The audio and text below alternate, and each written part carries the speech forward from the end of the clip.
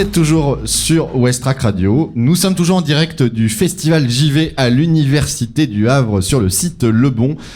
On est là depuis 13h avec Clémentine. Clémentine, tu es toujours avec moi? Bah oui, toujours. Bon, bah ça va. Programme un peu chamboulé sur Westrack Radio cet après-midi parce que justement, on est en direct tout l'après-midi du site de l'université pour parler de ce festival JV qui s'inscrit dans les journées d'intégration pour les étudiants havrais. Et aujourd'hui, c'est un peu le point d'orgue de cette semaine avec des événements sportifs, des événements culturels, les assos et les services de l'université qui sont présents pour que les étudiants aient une meilleure vision de tout ce dont ils peuvent bénéficier en étant étudiants au Havre. Et c'est plutôt une réussite. Le soleil est presque revenu parce qu'on avait quelques doutes quand même en début de journée. Le ciel était un peu instable. Quand on est arrivé, c'était voilà. Pile quand ça a commencé. Exactement. Les premières notes de musique ont résonné et les nuages sont partis. C'est magnifique. C'est beau. Nous accueillons autour de la table Thibaut Jourdain qui vient de sortir de scène à l'instant, qui nous a interprété de magnifiques mélopées de piano. Bonjour Thibaut. Bonjour. Alors, oui, t'inquiète, je vais avoir tendance à faire des phrases un peu... mais ne sois pas intimidé. Alors, toi Thibaut, en fait, tu es étudiant au Havre. Oui, c'est ça, en deuxième année de DUT informatique. DUT informatique. Ah mais il y a un DUT informatique au Havre, je l'apprends ça. Et c'est où? C'est Cocrioville. D'accord. Et en plus, tu es pianiste. Oui, c'est ça. Ça fait combien de temps que tu fais du piano? Ça fait très longtemps. On va dire que ça fait 8 ans que je fais des vrais cours, que j'ai fait des vrais cours. Après, j'ai dû arrêter en prenant les études au Havre. D'accord.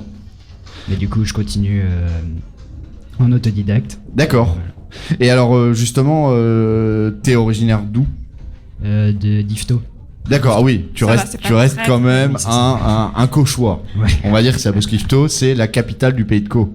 C'est la capitale. Ouais, la capitale, pas officielle, mais en tout cas, c'est autoproclamé capitale du pays de Caux, tout à fait. D'accord. Et donc, tu es arrivé, alors justement, en tant qu'étudiant au Havre, tu veux continuer à pratiquer le piano, qu'est-ce que t'as fait? Tu t'es dit, tiens, je sais pas, tu rentres chez toi le week-end, tu joues du piano, ou durant la semaine, je peux participer à des activités, je ne sais pas d'ailleurs. Alors en fait, quand je suis arrivé au Havre, j'ai décidé de prendre un piano numérique, forcément. D'accord. Du coup, j'ai un piano numérique dans ma chambre, là, et le week-end, quand je rentre, j'ai un vrai piano.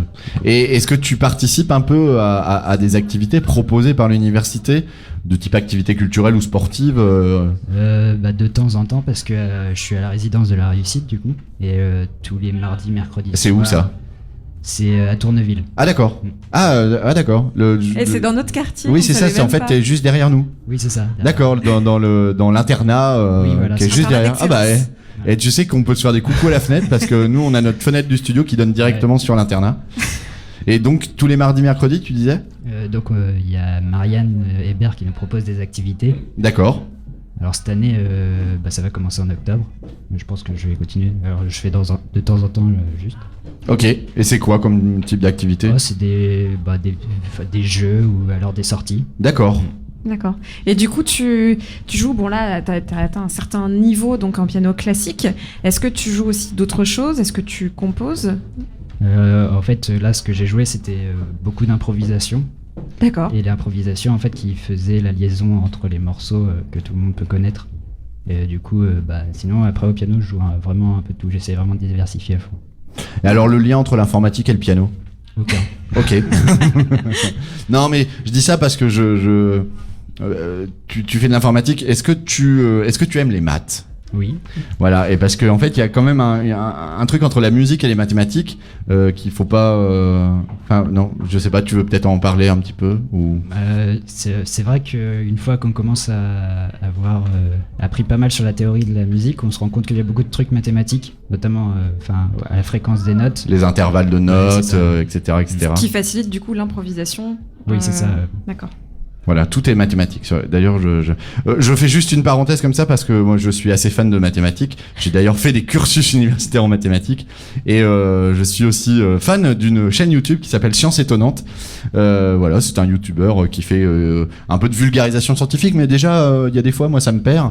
Et il y a toute une vidéo justement sur les intervalles en musique et comment en fait on a réajusté les intervalles pour que ce soit harmonique. Parce que si on respectait les vrais intervalles, mathématiques, ça serait totalement dissonant. Les gammes musicales, il y a un réajustement. tout le temps. C'est vrai, ça C'est doit comme les vraiment être années. une vidéo c'est- étonnante. Je vulgarise pour Clémentine.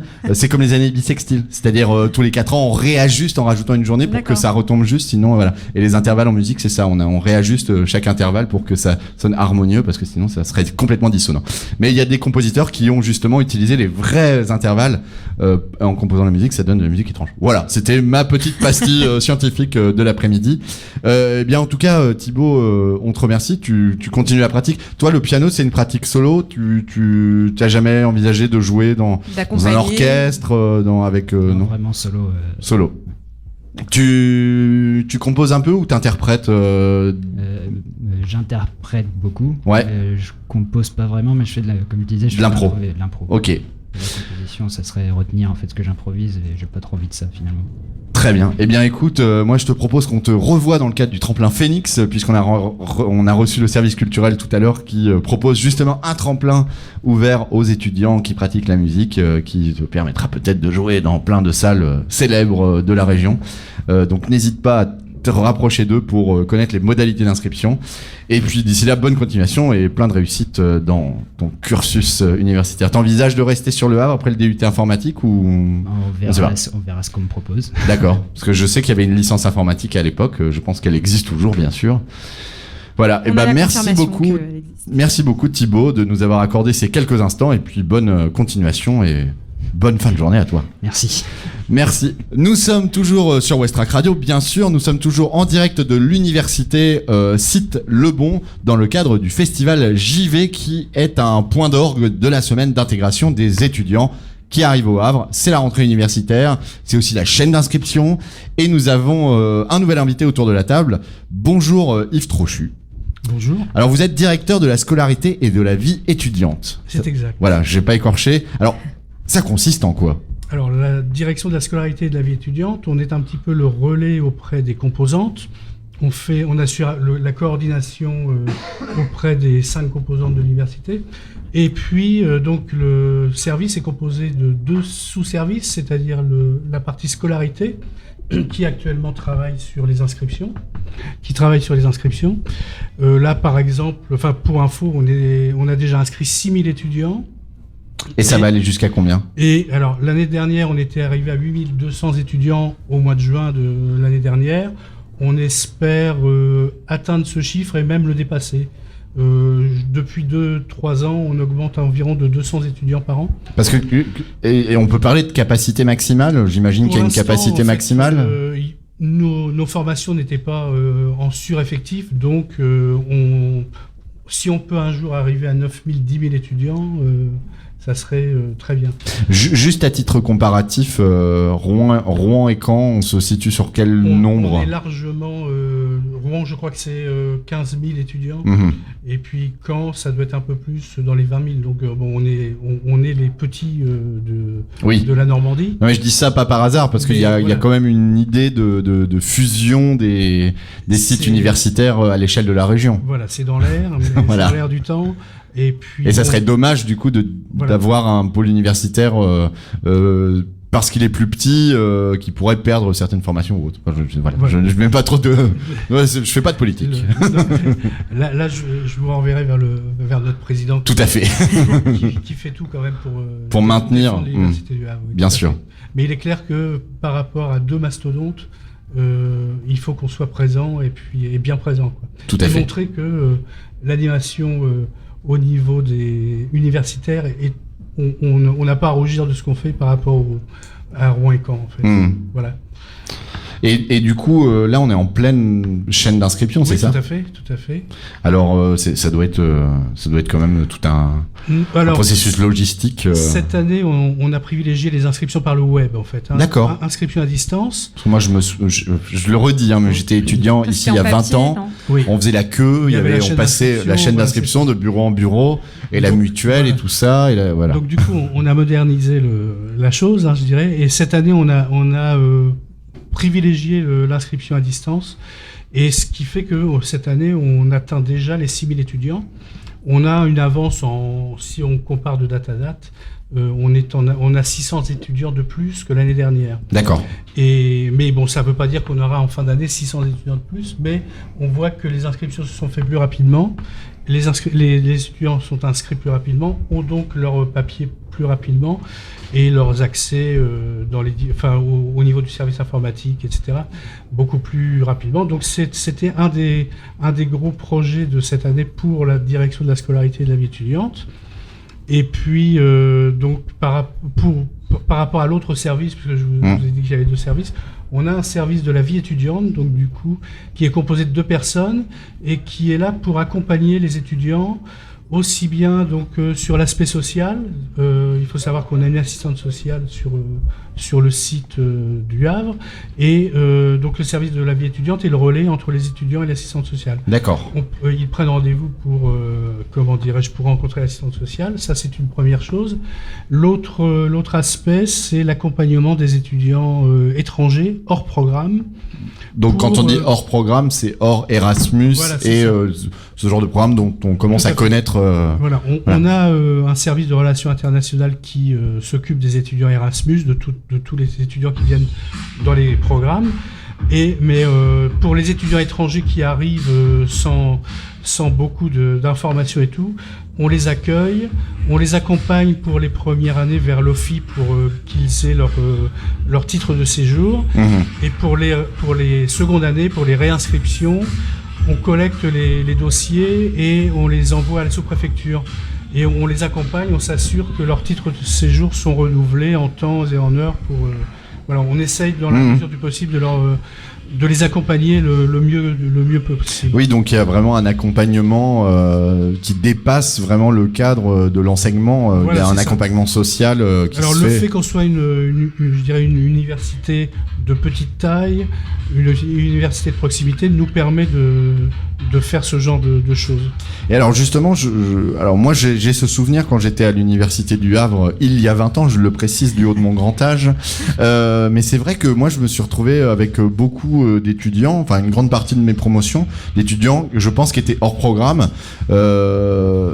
qui étaient des fois, je me rappelle, j'avais un fils de diplomate dans ma classe, et il y a beaucoup, ça représente beaucoup d'étudiants, les étudiants hors programme. Hors programme, en programme, je dirais, on a une centaine d'étudiants, je pense, hein, enfin plus qui vont à l'étranger, enfin donc des étudiants qui sont d'origine française qui vont à l'étranger, on en a une centaine. D'accord. Et on en a un petit peu plus hors programme. Qui viennent étudier au Havre. Voilà, c'est ça, tout à fait. Et le choix du Havre se fait par des formations spécifiques peut-être. Il y a des formations spécifiques qui intéressent ces étudiants. Bon, il y a le bouche à oreille aussi qui fait que. Mais il faut savoir que la proportion d'étudiants étrangers par rapport au nombre d'inscrits, on est à 21% d'étudiants étrangers, de nationalité étrangère en fait. Hein. Sur l'ensemble des 8000 étudiants, voilà, d'accord. Ah oui, quand même. Voilà. Quand même. Ça représente quand même une grosse part de nos effectifs. Et étudiants étrangers, c'est étudiants venant d'un autre pays. Ouais, et alors qui peuvent être qui n'ont pas la nationalité française. Hein, d'accord. Il n'est pas obligé qu'ils soient arrivés cette année en France. Parce que c'est une question qu'on a oublié de poser à Corinne Renaud, mais je me rends pas compte du pourcentage d'étudiants havrais et du pourcentage d'étudiants non havrais. Alors je sais pas s'il y a des stats là-dessus sur les étudiants qui sont de la région ou sur l'ensemble des étudiants. On a envie ça dépend des années, mais on a entre 50 et 51% d'étudiants havrais et puis codage, je dirais, oui. la région. On va jusqu'à Yvetot en fait dans le recrutement. Et puis le reste, en fait, les 49% viennent de la France entière. Hein. On a même, on a de France et étrangers. Oui, d'accord. Mais aussi bien Marseille, on a Corse, vous voyez. C'est pas des gros effectifs, mais voilà. Et en étudiants étrangers, on a une grosse promotion d'étudiants chinois qui viennent tous les ans.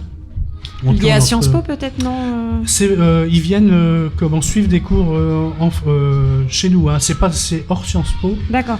Ils suivent essentiellement la première année des cours de FLE, mais après ils intègrent FLE français langue étrangère. Donc ils apprennent le français Et la seconde année, ils intègrent les formations, en fait. Hein. D'accord. Et ça tourne autour de 80, selon les années, 90 étudiants. Et pourquoi particulièrement des étudiants chinois? Alors, il y a un accord avec l'université, et puis bon, donc en fait, c'est ça, hein, c'est comment dirais-je, le partenariat sur le long terme qui fait que voilà, Que ça fonctionne.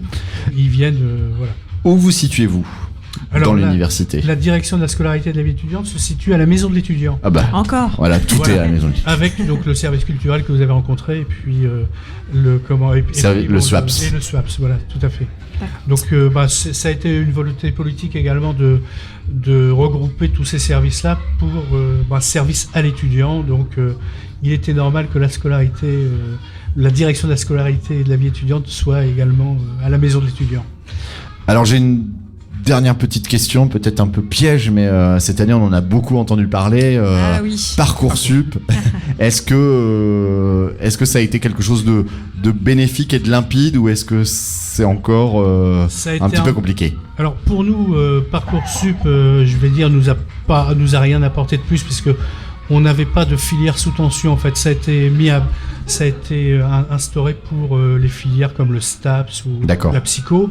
Au Havre, on n'a pas ces filières-là, donc on n'avait pas de filière sous tension. Ça a alourdi le travail des équipes pédagogiques, puisque en fait, mis à part 3 formations que l'on a en sélective, donc on examine les dossiers, on sélectionne les étudiants, le reste des formations, un étudiant candidaté sur la formation, il était pris d'office de toute façon. À partir du moment où il disait je veux venir. Là, on a eu une première étape qui a été d'examiner tous les dossiers. Donc sur certaines, notamment en droit où il y a eu plus de 1500 dossiers, donc le travail des équipes pédagogiques a été très lourd parce que en fonction du temps qu'on leur a donné, c'était vraiment très très limite. Donc ça a été très lourd, mais la décision du président, en fait, en fin de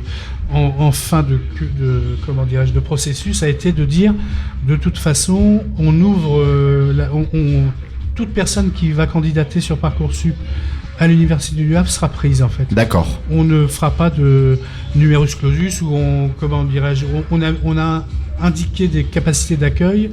Mais si on va au-delà des capacités d'accueil, l'étudiant sera reçu quand même. D'accord. Voilà. Parce que bon, c'est des chiffres qu'on suit un peu sur le nombre d'étudiants qui n'auraient pas encore d'orientation, en tout cas d'acceptation en université. Moi, je lisais aussi un article récemment sur des étudiants qui se sont inscrits dans des sections, mais en fait, ils ont été reçus, mais en fait, la section n'existe pas dans l'université. Enfin, c'est ce qui est arrivé à Grenoble, apparemment.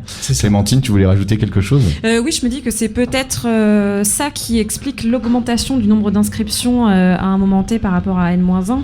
C'est une certaine crainte des étudiants de se dire bon bah là j'ai été accepté, alors je m'inscris tout de suite. Voilà, c'est ce qu'on a. On a eu quelques cas comme ça où des étudiants avaient encore des vœux en attente et puis on préférait par sécurité s'inscrire. On va voir dans les semaines et mois à venir. Ça va s'écrémer, comme on peut dire. Ça va s'écrémer. Bon, ça sera pas énorme, hein, mais on a eu ces cas-là notamment, donc d'étudiants qui ont dit j'ai un oui à l'université du Havre, je m'inscris. J'attends pas le reste. Mais je conserve quand même mes vœux. Et puis au bout du compte, ont quand même répondu oui à un autre vœu. En fait. D'accord. Enfin, la procédure s'arrête le 21 septembre. Donc la semaine prochaine. Donc là, on sera en mesure de faire un bilan vraiment des inscrits Parcoursup qui sont venus en réalité par rapport au nombre d'acceptations, ceux qui sont réellement venus à l'université. D'accord. Ouais. C'est très mathématique tout ça. Oui, encore une fois. Tout à fait. Eh bien, monsieur Yves Trochu, merci beaucoup pour toutes ces précisions. Donc, je rappelle les étudiants qui auraient besoin d'informations. Ils sont les bienvenus à la maison d'étudiants. Exactement. Au premier étage de la maison d'étudiants. Et effectivement, votre direction s'occupe de la scolarité, donc de tout le processus d'inscription, et aussi de la vie étudiante. Voilà, c'est ça. Donc, si des étudiants rencontrent éventuellement des problèmes sociaux entre guillemets, de difficultés financières ou autres, c'est aussi auprès de vous qu'ils peuvent solliciter une aide. On est le relais une aide pas financière directe, mais en tout cas, vous allez pouvoir faire une mise en relation pour... Oui, parce que pour terminer, en fait, même l'université met en place également, enfin, ça fait longtemps que ça existe, mais il y a un processus d'exonération des droits d'inscription suivant certains critères, mais c'est également destiné aux étudiants qui sont également en difficulté financière. Enfin, qui sont surtout en difficulté financière. C'est un sujet qu'on n'a pas traité, on va certainement pas avoir le temps de faire un débat là-dessus, mais effectivement, il s'avère que les étudiants sont de plus en plus classés en tant que dans les classes pauvres de la population française, plus qu'il y a quelques années où voilà. Le logement, etc. fait que voilà. Mais la mise en place du paiement en 3 fois notamment permet on arrive sur une licence à un montant d'environ 56 € par mois. D'accord. Bon, et il y a eu la suppression également de la sécurité sociale étudiante qui représentait à peu près 200 €. Donc on peut dire quand même que cette année les droits d'inscription ont baissé. Et puis les mesures qu'on met en place pour faciliter les paiements. Nous aide également les étudiants à s'inscrire. Très bien. Eh bien, merci beaucoup pour toutes ces précisions. On entend en fond que le groupe Plaisir est en train de s'installer et va pas tarder à démarrer. Nous, on va reprendre la musique sur Westrack Radio et je crois que nous revenons à l'antenne à 15h30 pour parler toujours de ce qui se passe aujourd'hui sur le festival JV. Voilà. Clémentine, on se retrouve tout à l'heure ? Eh ben oui. Eh bien... À tout de suite sur Westrack Radio, on va s'écouter Youssoupha. Voilà, moi j'adore Youssoupha.